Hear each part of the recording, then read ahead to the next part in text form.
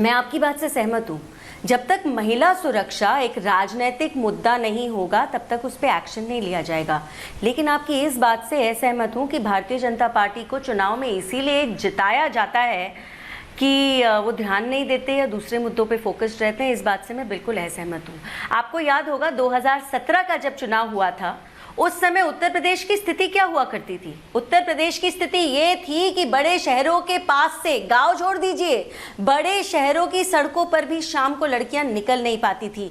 योगी जी को इसीलिए मुख्यमंत्री बनाया गया क्योंकि महिला सुरक्षा मुद्दा था और उस मुद्दे पर एक्शन लिया गया। कोशिश करी गई जितना ज्यादा हम काम कर सके करके दिखाएं, और इसीलिए 2022 में वापस से योगी जी चुनकर आए, भारतीय जनता पार्टी की सरकार बनी क्योंकि रिजल्ट लोगों ने देख लिया था।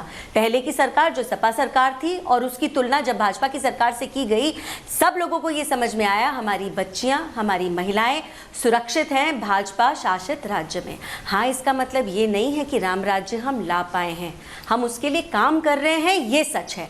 एक इंसिडेंट हुआ जो बहुत ही भयानक है, दर्दनाक है, और उस पर एक्शन लिया गया। ऐसा नहीं है एक्शन नहीं लिया गया। और मेरे जवाब में आप कोई फर्क नहीं पाएंगे जब मैं पश्चिम बंगाल की बात करूं या मध्य प्रदेश की बात करूं। मैं दोनों चीजों को उतना ही भयानक समझती हूं, लेकिन फर्क कहां आ जाता है? फर्क आता है एक्शन क्या लिया गया। फर्क आता है ये देखने में कि क्या एक जगह का जो एडमिनिस्ट्रेशन है, डिस्पेंसेशन है, और तो और मुख्यमंत्री है, उस आरोपी को बचाने के लिए मेहनत कर रहे हैं या आरोपी को पकड़ के जेल की सलाखों के पीछे डालकर उसका एक एग्जाम्पल बनाने में मेहनत कर रहे हैं। ये फर्क है।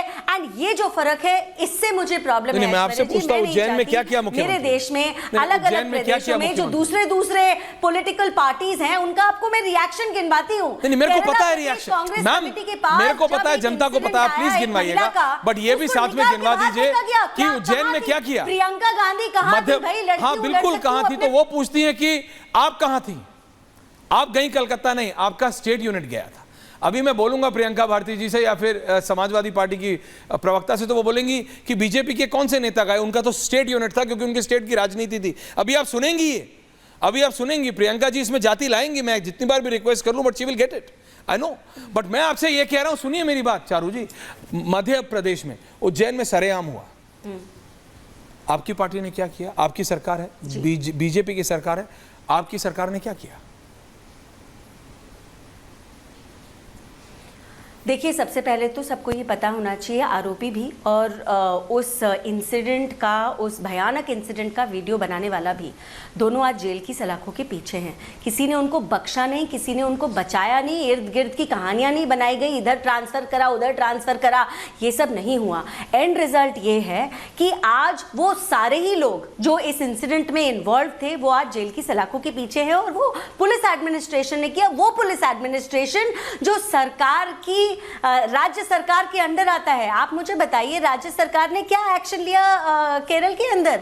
राज्य सरकार ने क्या एक्शन लिया पश्चिम बंगाल के अंदर? लेकिन यहाँ मैं तुलना नहीं करना चाहती। मुझे इस बात का एहसास है कि रेप, मॉलेस्टेशन, लड़कियों को छेड़ना एक सोशल ईवल है, और इस सोशल ईवल से लड़ने का केवल एक ही तरीका है, एकजुट होकर लड़ा जाए। लेकिन आप कहाँ एकजुट होंगे अगर राहुल गांधी ये बोलता है कि डिस्ट्रैक्शन है कोलकाता, उसके लिए डिस्ट्रैक्शन है। बोलती है कि उन्होंने एक ऐसी पार्टी ज्वाइन की है।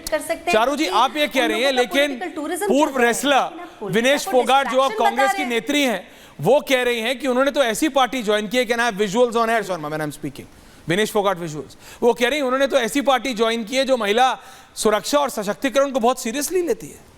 ये मैं नहीं कह रहा हूं, विनेश फोगाट कह रही है। चारू प्रज्ञा 60-40 विद विनेश फोगाट। मैं बहुत खुश हूँ अगर विनेश फोगाट की ये सोच है। लेकिन क्या विनेश फोगाट साथ ही साथ रोजी के लिए आवाज उठा सकती है? केरला की रोजी जो उसी की पार्टी की फॉर्मर कलीग थी, फॉर्मर इसीलिए कह रही हूँ क्योंकि इंक्वायरी करने के बजाय क्या हो रहा था, उस लड़की को पार्टी के बाहर निकाल के खड़ा कर दिया गया। लड़की नहीं, महिला है, सीनियर लीडर हैं। विनेश फोगाट ने उनका नाम तो एक बार भी नहीं लिया।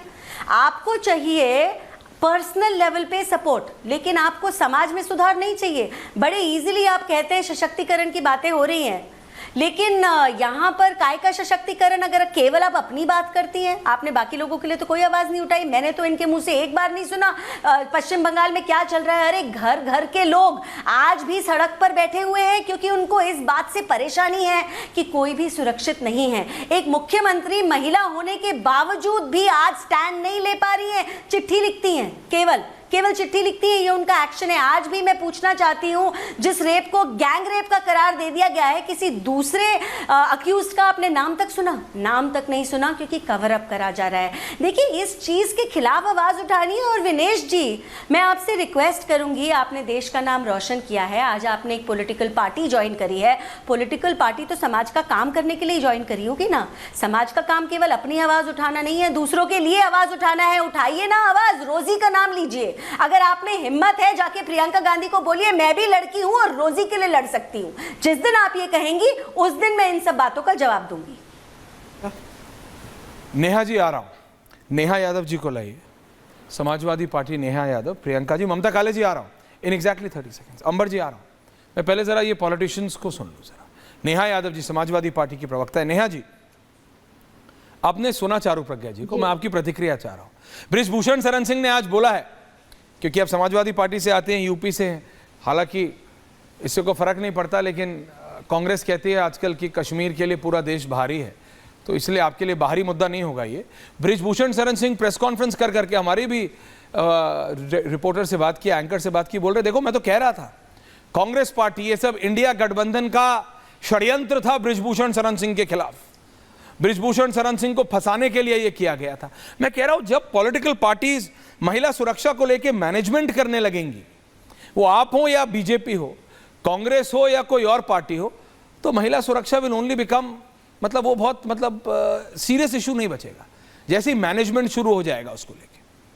मैम नेहा जी, देखिए सर जी, ये बड़े दुख की बात है कि जब हम महिलाओं के मुद्दे की बात करते हैं तो उस पर सिलेक्टिव हो जाते हैं और सिलेक्टिव अप्रोच अपनाने लगते हैं। अभी भारतीय जनता पार्टी के प्रवक्ता महोदय ने भी यही कहा कि जिस तरह से वो अपनी पार्टी को लेकर के सिलेक्टिव हो गई, तो तमाम अपराधी, चाहे वो महिला अपराध में बड़े स्तर पे संलिप्त पाए गए हो, चाहे वो छोटे स्तर पे, अनगिनत है ऐश्वर्य जी, अनगिनत ऐसे लोग हैं जिनको इन्होंने प्रोटेक्शन दिया। और छोटे मोटे स्तर पे नहीं, बड़े स्तर पे। आपने कहा कि किसी भी पॉलिटिकल पार्टी के व्यक्ति को किसी भी तरह से इस तरह के आरोपी अपराधी को सहयोग या सपोर्ट या समर्थन नहीं देना चाहिए, लेकिन भारतीय जनता पार्टी ने ऐसा उत्तर प्रदेश में किया है। मैं अपनी एक टेबल बिछा के रखी है, ऐसे बीजेपी के अनगिनत सांसद, विधायक, और आपने तो उस दिन भी ये कहा था कि मोर देन 54 MP MLA इनके महिला अपराध में शामिल हैं। उन पर क्या कार्रवाई की गई, क्यों उनको टिकट दिए गए? बहुत बड़ी संस्कारी पार्टी है। महिला अपराध की बात करने वाले लोग उत्तर प्रदेश में कह रहे हैं कि बेटियां सुरक्षित निकलने 7 बजे। एनसीआरबी के आंकड़े झूठ बोलते हैं क्या? एनसीआरबी के आंकड़े में उत्तर प्रदेश सबसे सुरक्षित प्रदेश है। सबसे ज्यादा महिलाओं के साथ घटनाएं उत्तर प्रदेश में हो रही है।